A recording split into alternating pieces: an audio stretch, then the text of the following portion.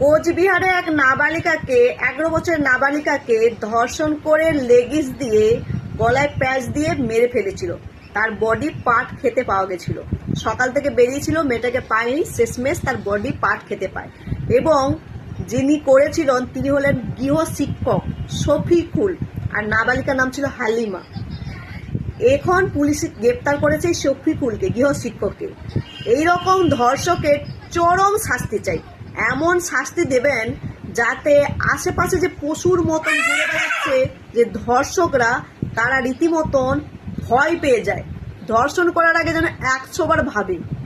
আগের সরকার যিনি বলেছিল ধর্ষণ মানে তো জ্বর জ্বালার মতন, জ্বর জ্বালা যেমন শরীরে হয় তেমনি ধর্ষণ হয়, তাই বারে বারে কিন্তু এই ধর্ষণ হয়েই চলেছে। তাই এই সরকারের কাছে আবেদন জানাচ্ছি, এই ধর্ষকের এমন শাস্তি দেবেন যাতে ধর্ষণ করার আগে 100 বার ভাবে।